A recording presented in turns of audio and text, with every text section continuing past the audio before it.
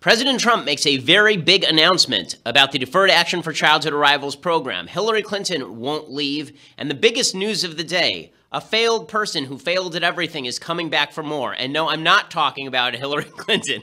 I'm Ben Shapiro. This is The Ben Shapiro Show.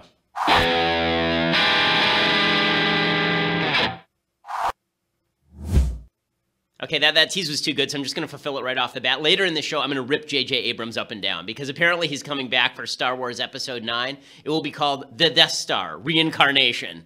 Everyone is very excited about it, by which I mean no one is excited about it. Best joke that I saw today was it will be called Star Wars Episode 9 Revenge of the Lens Flare, which will be very amusing. But there's actual news to get to, many pieces of actual news to get to, and we'll discuss all of those pieces of actual news one by one in their entirety. But first, I want to say thank you to our sponsors over at ZipRecruiter. So, are you hiring? Would you like to hire people better than I have? You need to use ZipRecruiter, okay? That's the way that you get the best employees. You can post your job to 100-plus job sites with just one click. Then their powerful technology efficiently matches the right people to your job better than anyone else. And that is why ZipRecruiter is different. It doesn't depend on candidates finding you. It finds them for you. In fact, 80% of employers who post a job on ZipRecruiter get a quality candidate through the site within 1 day. Okay, find out now why ZipRecruiter is used by businesses of all sizes. We use it here at Daily Wire as well. Go to ZipRecruiter for free, and you can try it out. Just go to ZipRecruiter.com/dailywire. That's ZipRecruiter.com/dailywire. Again, one more time,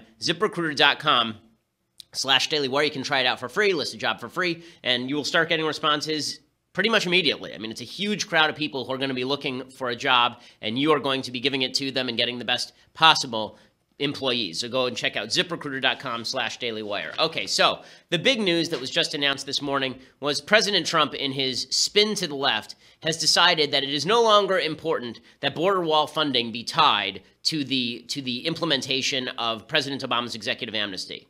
Now, I'm old enough to remember when every single rally was filled with two specific chants, really three, right? It was lock her up with regard to Hillary Clinton.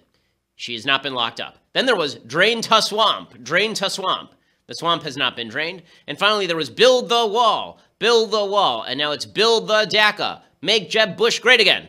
Okay, so as I said a couple of days ago, the fact is that DACA, President Obama's executive amnesty, as imposed by a legislature, is basically the DREAM Act that Jeb Bush was pushing for years, and Donald Trump opposed 4 years. Well, now it is being announced that President Trump, the initial idea was that Trump was going to trade legalization of the so-called Dreamers for the wall. Right? President Obama's executive amnesty, for those who don't remember, it said that everybody who's between the ages of 16 and 31 had been in the country since 2007 and come over as a child and didn't have a criminal record. Those people could all stay indefinitely. They would never be deported. They would have basically work permits. That's what DACA was. And then Trump came along and he said, we can't do this from the executive branch. Let's do it instead from the legislature, which is not what he had promised. Ann Coulter, hardest hit. Finally, Trump says the legislature should do it. But the idea was, okay, his big deal is going to be his clever deal. You know, the art of the deal, the magical art of the deal, the MAGA 3D underwater chess was going to be that he was going to trade legalization of these Dreamers who had already essentially been legalized for wall. Okay, today, The Hill, quote, White House Legislative Affairs Director Mark Short told reporters on Tuesday President Trump would not demand that border wall funding is tied to a legislative replacement for the Deferred Action for Childhood Arrivals program. Short said, we're interested in getting border security, and the president has made the commitment to the American people that a barrier is important to that security.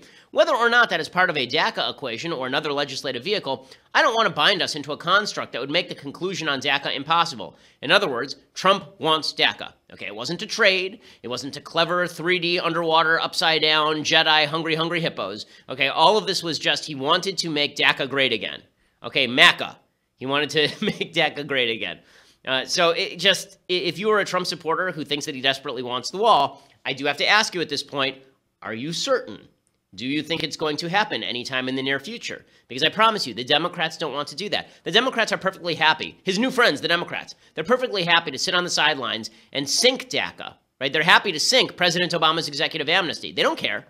Because what they want to say is they want to say, listen, we wouldn't trade anything for that. We shouldn't have to have a wall. We shouldn't have to have anything. It's such a high priority that we shouldn't have to give away one dime. We shouldn't have to do anything Trump wants because he says he cares about the Dreamers. We say we care about the Dreamers. No deal.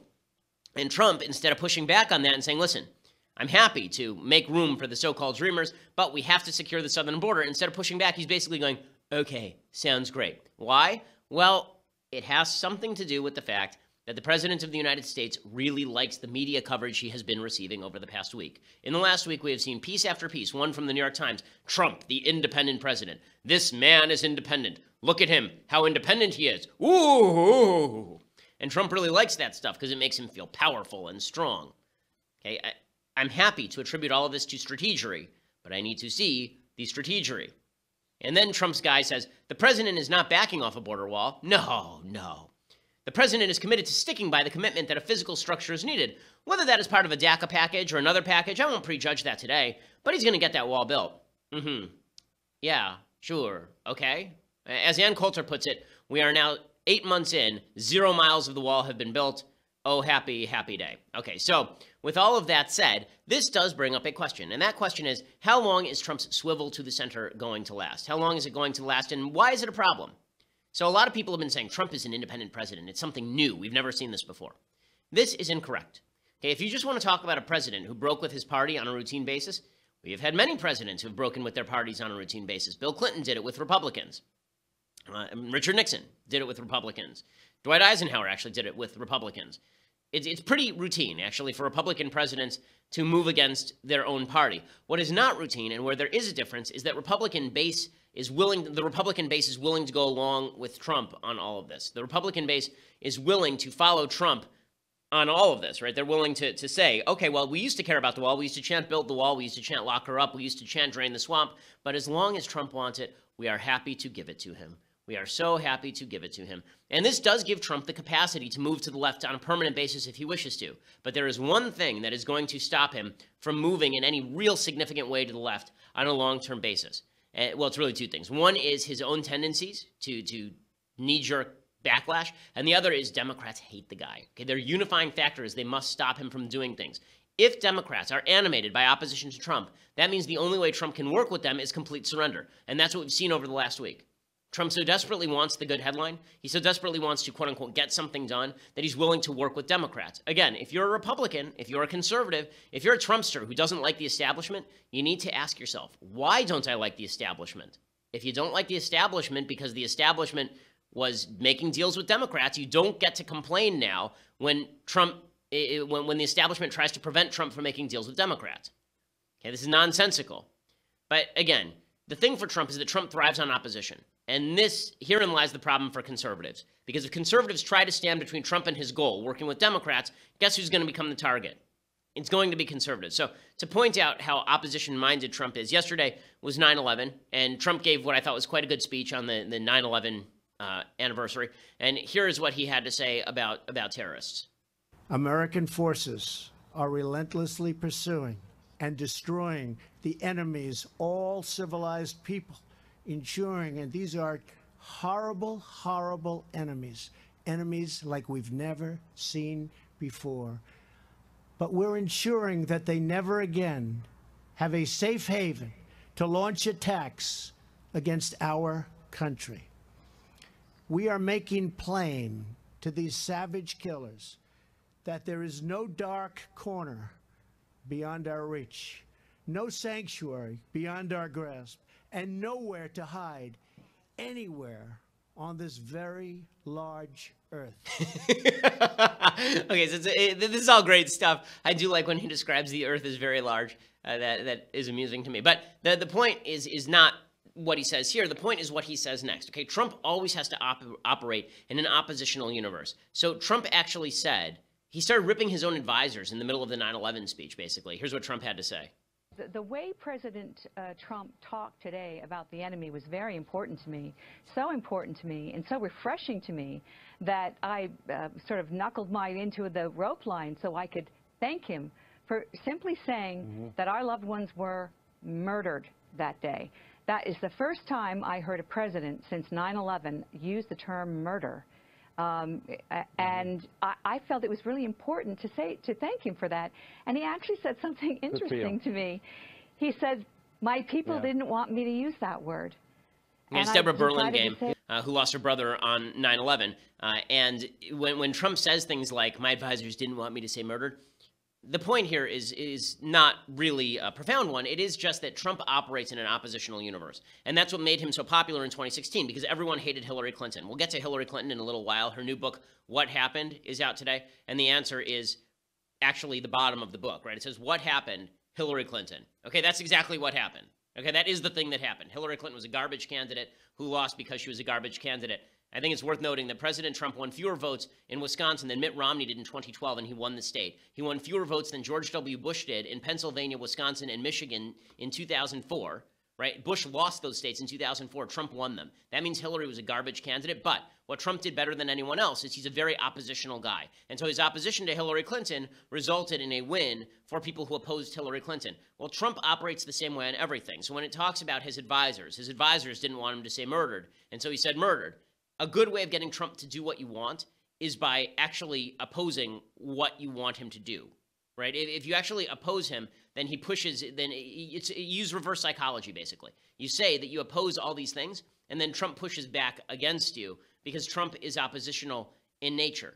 That's not a good thing for Republicans and conservatives who are looking at what he's doing right now and saying, this is not good that you're making deals with Democrats. It's also not good for Democrats long term, though. Because the fact is that Democrats are also animated by this opposition. The idea that he's going to have some sort of long-lasting deal with Democrats is not true because, again, he is an oppositional creature. The Democrats oppose him in the end because they hate him and they want him out. And that means that they will oppose him on key issues, and then he'll be forced back into opposition. So I don't think this is going to last for any significant amount of time.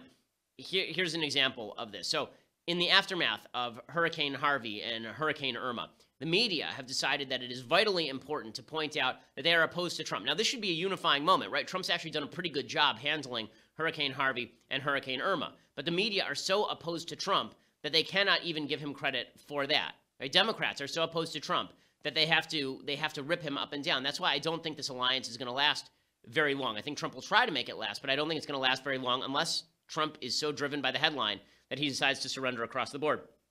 The media, for example, Jim Acosta yesterday at the White House, he's asking questions about climate change, and here's what he has to say. He finds an excuse to rip Trump for what has been a pretty good disaster response. The previous administration saw a connection between climate change and homeland security, and that the frequency and intensity of powerful storms like Harvey and Irma could pose a problem for future administrations. You could have FEMA budgets that can't keep up with the demand when you have powerful storms hitting the country. Is that something that you think this administration should take a look at? We know the president pulled out of the Paris Climate Accord. Are these storms giving this administration some pause when it comes to the issue of climate change and homeland security? And they hate Trump so much that these are the sorts of questions that they ask in the middle of a hurricane is, why is Trump so anti-climate change? Why doesn't he just follow the Democratic consensus and do something about climate change, right? Joy Behar does the same thing on The View. Democrats are animated by their own animus. They are animated by their own hatred for Trump. And this is what's going to prevent Trump from making a deal with them in any long-term way. Here's Joy Behar, who is sort of the id of the Democratic Party. The heat is creating warm waters in the oceans, in the Gulf, wherever, and that is contributing to the intensity of storms like Irma. Why this is the worst storm we've ever seen, etc., has to do with climate change. And people who deny that, they should start naming all of these next hurricanes after Hurricane Limbaugh, Hurricane Pruitt, Hurricane Palin. You know, we do have to, I think it's very important that Joy Behar lecture us on science.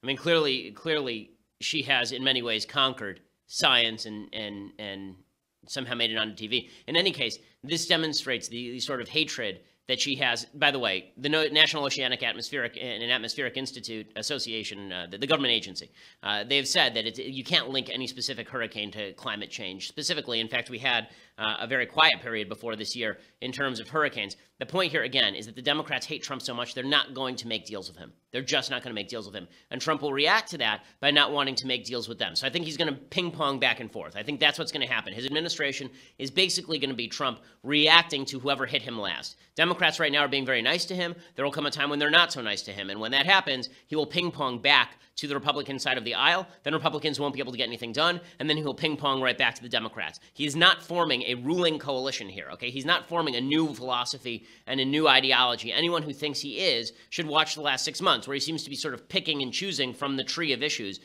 varying wildly across what he says and to whom he says it. So I would not really put a lot of stock in the idea that Trump is making some sort of permanent change in terms of his political orientation that looks like a third way. Because isn't a Clintonian third way or Nixonian third way? Trump is a man of instinct, and he operates off that instinct, which is good news on the one hand for conservatives because it means that he's likely to bounce away from Democrats at some point in the future. But it's bad news for conservatives right now because it means that he's bouncing off Republicans right now to work with the Democrats. Okay, I want to talk about Hillary Clinton and her giant fail of a 2016 campaign. She just will not let it go. But first, I want to say thank you to our sponsors over at MVMT Watches. Okay, it's Movement Watches. And they were founded on the belief that awesome style should not break the bank. So I love my MVMT watch. It is this watch. It was not an expensive watch. It is a very nice watch. It's incredibly durable. I wear it every day. It is excellent. You can see me wearing it during my congressional testimony. I really love my MVMT watch. They have tons of different styles. All of them are clean. All of them are simple. And they all look very classy. They're such great watches, actually, that I went on my own dime and bought my wife a watch for her birthday, and she really loves it. She's a doctor. She works with it, and she gets all sorts of compliments at the hospital on it all of the time. It's really a terrific watch. Movement watches start at $95 at a department store. You're looking at a $400, $500 watch. They figured out that by selling online, they can cut out the retail middleman. Classic design, quality construction, styled minimalism. Over 1 million watches sold in over 160 countries. Right now, if you go to mvmt.com/Shapiro, again, that's mvmt.com/Shapiro, you get 15% off today with free shipping and free returns. Again, clean design, inexpensive prices, mvmt.com/Shapiro. You get 15% off today, which is awesome since the watches aren't expensive to begin with. So you get yourself a really nice watch that's going to last the test of time. So it's pretty great. Okay. So you can see that, I think what's the first step toward pushing Trump back toward Republican and conservative positions? The first step is going to be triumphalism. In the same way that Trump reacts to people who are staffed around him, if they get too much publicity, he gets mad at them. I think that you're going to see him start to do this with Democrats too. So Representative John Yarmuth is a Democrat. He's out there cheering Schumer and Pelosi and basically saying that Trump is a sucker. The more the Democrats chortle over Trump being a sucker, the more he is likely to bounce back toward being a Republican. Again, Trump is an oppositional figure. He bounces off of things. Okay, he's not silly putty. He doesn't stick to a particular position. He's a rubber ball who just bounces off of whatever provides him pressure. So here's Congressman John Yarmuth from 3rd District in Kentucky. There's no question whatsoever in your mind that Chuck and Nancy won that negotiation, correct? Oh, totally won it. Totally won it. And believe me, they on Friday morning or Thursday morning, it was Thursday morning, I guess, they looked like victorious warriors when they appeared before our caucus. And what did they tell you? Okay, so he went on to explain that they said basically that they screwed Trump, that they won the debate. The more Trump hears that sort of stuff, the more he's likely to react badly to Democrats. But Democrats have to say it, right? If he listens to me, he's going to react badly to me. Okay, Trump is like my 3-year-old in this way. Okay, you react bad, or really he's more like my 1.5-year-old who screams very loudly, and then if you say no, he screams even louder. Okay, that's sort of what Trump does. So if I say, Trump, you got screwed by Schumer and Pelosi, Trump reacts that by saying that I'm the mean one, and therefore he's fine with Schumer and Pelosi. If Schumer and Pelosi make the big mistake of saying that they're the ones who screwed Trump over, then Trump is going to react badly to them. So we'll see how all of this plays out. But before everybody panics and says that Trump is permanently in the Democratic camp, I just want to point that out. Okay, other things that are in the news today. Hillary Clinton is making her rounds on her book tour. What Happened? Hillary Clinton is out today. She still cannot get over her loss because the loss was a referendum on her personally. The loss was a referendum on Hillary Clinton personally. No one liked Hillary Clinton.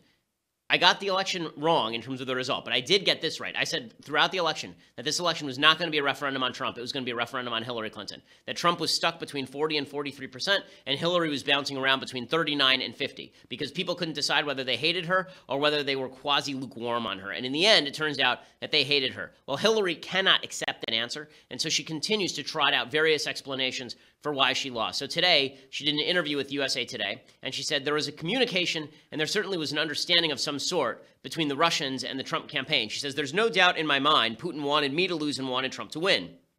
And there's no doubt in my mind there are a tangle of financial relationships between Trump and his operation with Russian money. And there's no doubt in my mind that Trump campaign and other associates have worked really hard to hide their connections with the Russians. Okay, again, does she have any evidence of any of this? No, this is all a conspiracy theory until she can provide evidence of any of this. But she says, I'm convinced of it. She says, I happen to believe in the rule of law and believe in evidence, so I'm not going to go off and make all kinds of outrageous claims. She just did 1 second ago, right? She says, but if you look at what we've learned since the election, it's pretty troubling. And then she talked about other people to blame. She blamed James Comey. She said it was Comey's fault that she lost. She says that Comey shivved her. She says his unusual announcement 11 days before the election revealing her new trove of emails ended up screwing her in the 3 upper Midwest states. She said, my first instinct was that my campaign should hit back hard and explain to the public that Comey had badly overstepped his bounds. My team raised concerns with that kind of confrontational approach. In the end, we decided it would be better to let it go and try to move on. Looking back, that was a mistake. Again, Hillary blaming her aides, not blaming herself. This is the problem for Hillary Clinton. It's the problem for the Democratic Party. They cannot look internally and say to themselves, what did we do to alienate all these people? So instead, what they're doing is they're doing more of the same. So the big news for Democrats today in the last few days has been their continuous and constant focus on Medicare for all. Okay, this is their new pitch, right? It's Bernie Sanders' old pitch, this Medicare for all pitch, this idea that we are going to supplement Obamacare with a scheme whereby everyone is covered by Medicare, because Medicare is great, yay. There are only a few problems with this. One, there's very little evidence that shows that Medicare has actually improved health outcomes for people. The reason for that is because most doctors are now rejecting new Medicare patients. The reimbursement rates are not high enough for doctors to take new Medicare patients. Also, Medicare is already $58 trillion in unfunded liabilities and debt. $58 trillion. If you're talking about expanding Medicare for all, making, me eligible for Medicare, not based on age, not based on health, not based on income, then what you're really talking about is adding $14 trillion to the national debt in the next 10 years alone, which means that it will end up being double or triple that over the next 20, because that's how every government program always works. But now this has been embraced right across the board because Democrats can't accept. The reason they lost is not because they didn't offer people enough free stuff. Hillary offered lots of free stuff. The reason they lost is not because they didn't run Bernie Sanders, okay? Bernie Sanders offered people a lot of free stuff. The reason they lost is because they have contempt for the American people. Democrats have contempt for the American people, particularly white people living in Midwestern states. They think these people are rubes, they think these people are fools, and they think these people ought to be on the losing end of American politics. That's why they lost in 2016. They ran the most corrupt harridan in American history, and she lost. And she lost because she called half the country deplorables. And then they're surprised that happened, and they doubled down on all of these things. They're still calling Trump supporters deplorables. They're still suggesting that Trump supporters are a group of people who are universally white supremacist. Hey, Ta-Nehisi Coates has a piece in The Atlantic in which he discusses Trump's election. What does he attribute Trump's election to? He says that Trump's election was not attributable to Hillary Clinton. It was instead attributable to racism. That's right. It was all about Trump's racism. It was about his signaling to his white base that he was going to wipe away the achievements of Obama. All right, now, I said during the election cycle that I thought that Trump did not do enough to distinguish himself from the alt-right, that he was sort of covertly and in some ways overtly pandering to the alt-right because he thought they were an important part of his base. But he was not doing that in opposition to Obama. He was doing that in opposition to the intersectional left, of which Ta-Nehisi Coates is a part. The people who say that identity is inextricably intertwined with politics, that white people are part of a white privileged society, keeping black people and Hispanic people down. That's what people were reacting to, not Obama. Obama remains the most popular politician in America. Michelle Obama is right now leading primary polls among Democrats. So the idea that that it's really about backlash to Obama, that's what all this was, that's not true. It's backlash to intersectionality.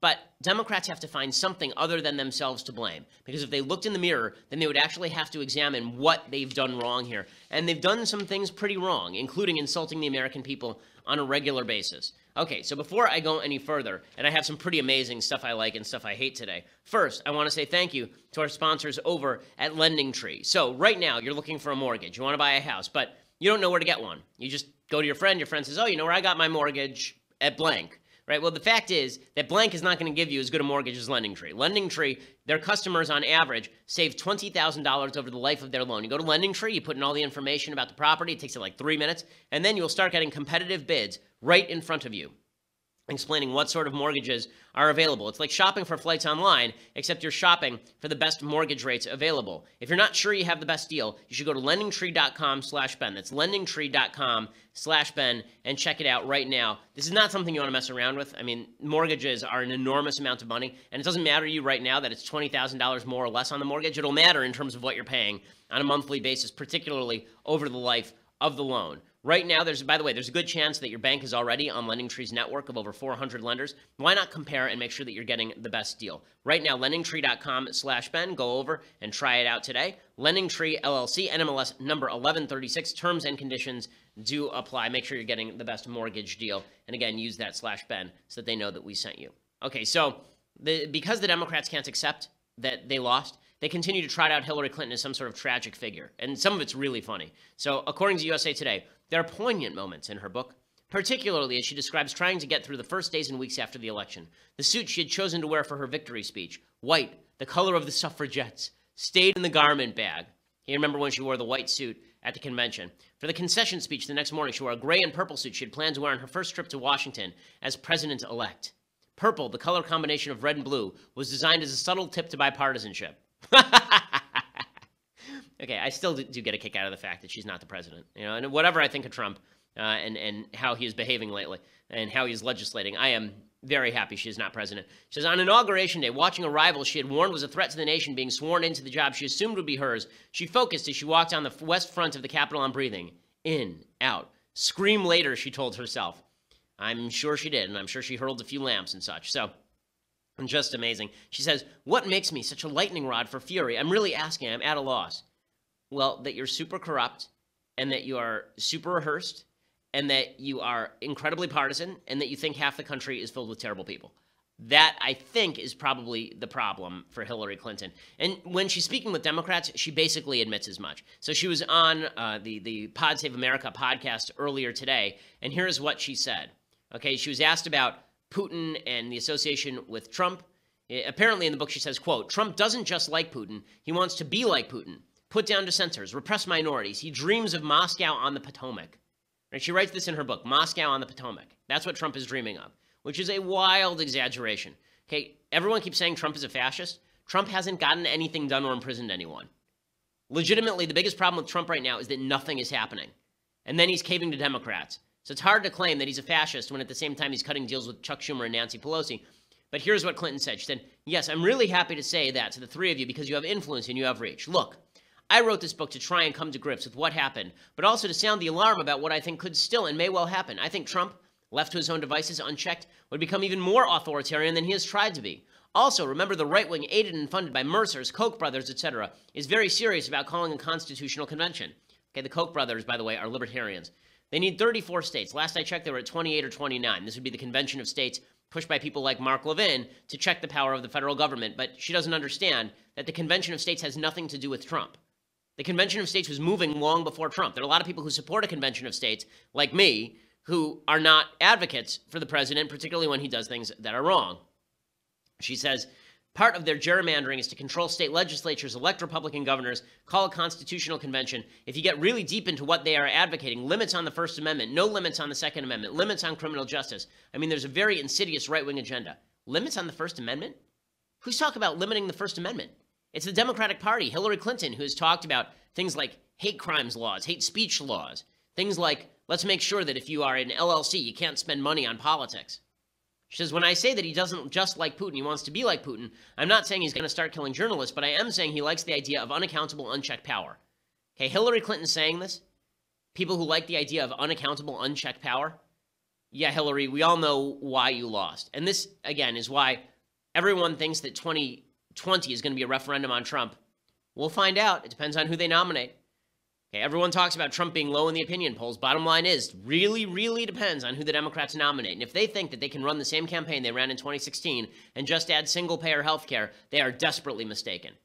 Democrats have a serious problem in 2020. They don't want to admit it. They have a serious problem. They're still using Obama's coalition and Hillary's strategy, and they're combining it with Bernie's pie-in-the-sky economics. And they have to, because in the primaries, if you say you're not for single payer, then the Democratic primary vote is too far to the left, and they'll throw you out. But when you get into a general, try to tell people their health care is going to be completely taken away from them and see how that goes. It's the only way honestly, Democrats are so bad at this. All they truly have to do right now on health care is just shut up, watch it collapse, and blame Trump. That's really all they have to do. And instead, what they're doing is they're going out there with a single-payer plan that allows them to look like the ones who want to change health care. The rule about health care is whoever changes it gets punished politically. This is why Republicans didn't end up changing it. Right? Democrats are trying to change it again, but towards single payer, which demonstrates, by the way, that they were liars all along. Democrats are really terrible at this. Thank God. Thank God. Okay, so right now, I have a lot of things I like and things I hate I want to discuss. But for all of that, you're going to have to go over to dailywire.com and become a subscriber. For $9.99 a month, you can get a subscription over at dailywire.com. You can get my show live. You can get Andrew Klavan's show live. You can get Michael Knowles' show live. Plus, we're doing something very cool. Tuesday, September 19th, If I Survive Berkeley, at 5 p.m. Eastern, 2 p.m. Pacific. Subscribe, and we are going to be doing a Facebook Live chat. We're going to be doing a chat where your comments, your questions are answered directly. It will only be available to subscribers. We'll do the first few minutes on Facebook, but then we'll be doing the rest for subscribers only. Use the Daily Wire chat, the comment box that appears on the side of the podcast on the Daily Wire site. Subscribe, ask questions there. We will be reading them live. The Q&A will last for an hour. We will answer all of your questions as they come in. So we're doing that Facebook Live with all of your questions being answered. We're going to be doing more and more things for our subscribers over at Daily Wire. So subscribe now for $9.99 a month. Or if you do the annual subscription, you get this, the very fine. I'll just hold it up, and it has its own force field. It's a very magical piece of hardware. So go and check that out and get the annual subscription for $99 a year. Or if you just want to listen later, please go over to YouTube. Please subscribe. That really helps us. Or go over to iTunes or SoundCloud, subscribe there, and leave us a review on iTunes. That always helps with our ranking. We are the largest and fastest growing conservative podcast in the nation.